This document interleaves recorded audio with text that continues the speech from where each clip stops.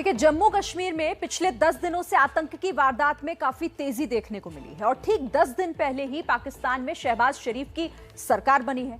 पहले शहबाज के कुर्सी पर बैठते ही घाटी में हुई आतंकी वारदातों पर एक नजर डाल लेते हैं और आपको बताते हैं कि आखिर बीते 10 दिनों में हुआ क्या है। कुर्सी पर शहबाज और कैसे आतंक फैलता चला गया। देखिए, 11 अप्रैल आतंकी वारदात हुई कुलगाम, अनंतनाग और बारामूला। कश्मीर के 3 इलाकों में 11 अप्रैल को आतंक की वारदात हुई है, जो 11 अप्रैल की घटना है। और इसके साथ ही देखिए, शपथ के दिन ही 11 अप्रैल को शहबाज की शपथ हुई थी और उसके दिन ही जम्मू कश्मीर के कुलगाम, अनंतनाग और बारामूला में ताबड़तोड़ आतंकी वारदात हुई। इसके बाद आपको बता दें 13 अप्रैल, ये दूसरी तारीख, जब कश्मीर के कुलगाम और डोडा, इन 2 इलाकों में हमला हुआ। आतंकियों ने एक निर्दोष नागरिक की हत्या की और डोडा में आईईडी डिफ्यूज किया गया। इसके बाद अगले ही दिन यानी कि 14 अप्रैल में कश्मीर के शोपिया इलाके में आतंकी घटना होती है। यहां पर भी एक आतंकी हमला हुआ शोपिया इलाके में।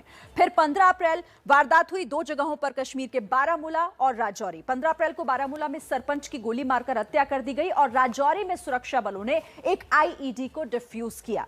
इसके बाद अगले ही दिन यानी 16 अप्रैल को भी अनंतनाग में एक और आतंकी हमला हुआ और एक जवान इसमें शहीद हो गया। 18 अप्रैल को पुलवामा में आरपीएफ जवान शहीद हुआ और कुपवाड़ा में आतंकी के हथियार यहां पर पकड़े गए। ये 18 अप्रैल को 2 जगहों पर आतंकी वारदातें हुई। फिर इसके बाद 19 अप्रैल को भी कुपवाड़ा में भारी मात्रा में हथियार बरामद हुए। 19 अप्रैल के बाद जो अगली घटना हुई वो हुई है 21 अप्रैल को। 21 अप्रैल को आतंकियों और सुरक्षा बलों के बीच मुठभेड़ हुई बारामूला इलाके में। बारामूला में ये मुठभेड़ हुई जो आज खत्म हुई है। और इसी के साथ आज सुबह जम्मू में सुजवा इलाके में आतंकियों ने सीआईएसएफ की बस को निशाना बनाया। तो ये बीते 10 दिनों का आंकड़ा है। ये आंकड़ा साबित करता है कि शहबाज के कुर्सी पर बैठते ही पाकिस्तान ने घाटी में किस तरीके से आतंक का खेल एक नए सिरे से शुरू कर दिया है।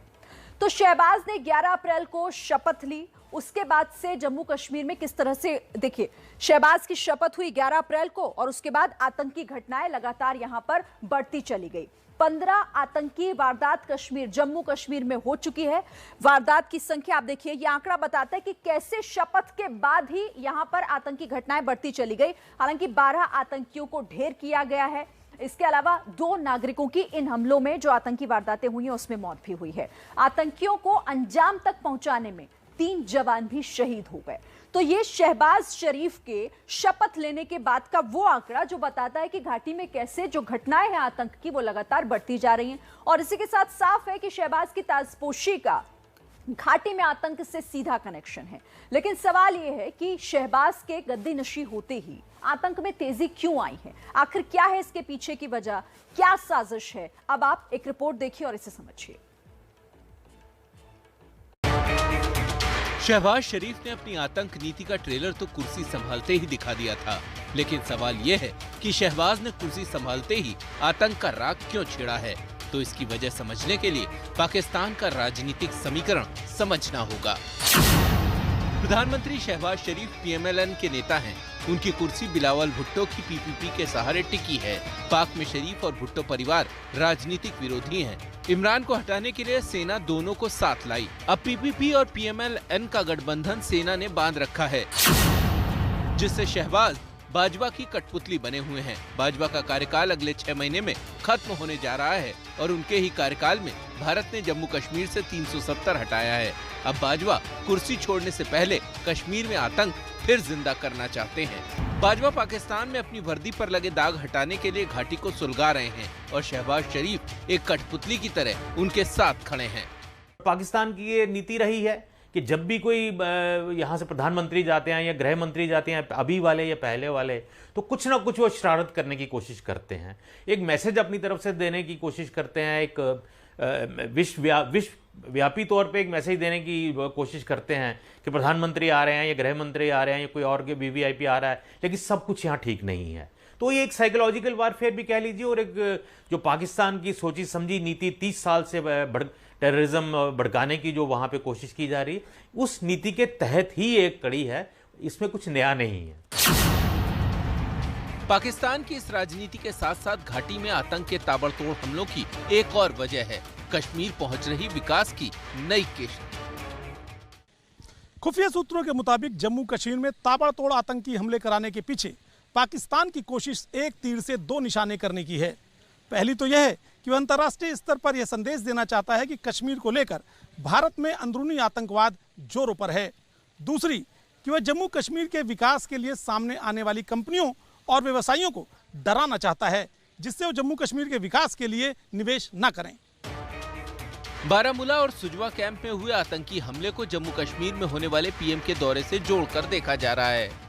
इस रैली को नाकामयाब करने के लिए, यहाँ पर दहशत फैलाने के लिए, आने वाले समय में अमरनाथ यात्रा जिस प्रकार से हो रही है, इन सभी चीज़ों को रोकने का प्रयास किया गया। लेकिन हमारी जो जाबाज पुलिस है, सीआरपीएफ है, आर्मी है और टीआरएफ है, आईसीएसएफ है, इन सभी लोगों ने इस ऑपरेशन को करके तो मुझे लगता है इन सबको नाकाम किया है। प्रधानमंत्री के दौरे से पहले आतंकियों की इस बौखलाहट की बड़ी वजह है, क्योंकि पीएम का ये दौरा कश्मीर में तरक्की का नया रास्ता खोलने जा रहा है और पाकिस्तान इससे परेशान है। प्रधानमंत्री 24 अप्रैल को जम्मू कश्मीर दौरे पर जाएंगे। कई विदेशी कंपनियों के प्रतिनिधि पीएम के साथ होंगे। इस दौरान घाटी में 38,000 करोड़ के निवेश के प्रस्ताव पर चर्चा होगी। पाकिस्तान इससे बौखलाकर आतंकी वारदात को बढ़ावा दे रहा है, लेकिन पाकिस्तान की बौखलाहट की एक और बड़ी वजह है। कश्मीर में यूएई का प्रतिनिधिमंडल पहुंच रहा है, जो पीएम से मुलाकात करेगा, क्योंकि यूएई की कई कंपनियां कश्मीर में निवेश करने जा रही हैं। मार्च में खाड़ी देशों के 30 सीईओ श्रीनगर के दौरे पर आए थे। यूएई का कश्मीर में निवेश पाकिस्तान के कश्मीर स्टैंड को खारिज करता है। पाकिस्तान बौखला गया है और ये भी दिखाने की कोशिश कर रही है कि हम जो कश्मीरी मुस्लिम मेजॉरिटी है उससे दोस्ताना ताल्लुकात चाहते हैं, उनके हक में हैं, उनकी जो वेलफेयर है वो चाहते हैं। तो यूएई सरकार से यही है कि वहाँ अपने कोई बिजनेस एस्टैब्लिशमेंट हो, कुछ उस तरह की ट्रेड पार्टनरशिप हो। तो ये एक बड़ा सिग्निफिकेंट कदम होगा कि यूएई एक बहुत ही इंपॉर्टेंट मुस्लिम नेशन है। तो उसकी वो उनका पीएम के साथ आना अपने आप में एक बहुत प्रतीकात्मक कदम। पाकिस्तान ने पिछले महीने ही इस्लामाबाद में ओआईसी की कॉन्फ्रेंस की। यूएई ओआईसी का महत्वपूर्ण सदस्य है। ऐसे में यूएई का जम्मू कश्मीर में निवेश का ऐलान कहता है कि यूएई जम्मू कश्मीर पर पाकिस्तान के स्टैंड को खारिज करता है और जम्मू कश्मीर को भारत का अभिन्न अंग मानता है, जबकि पाकिस्तान कश्मीर के खिलाफ ओआईसी देशों को एकजुट करने में लगा हुआ था।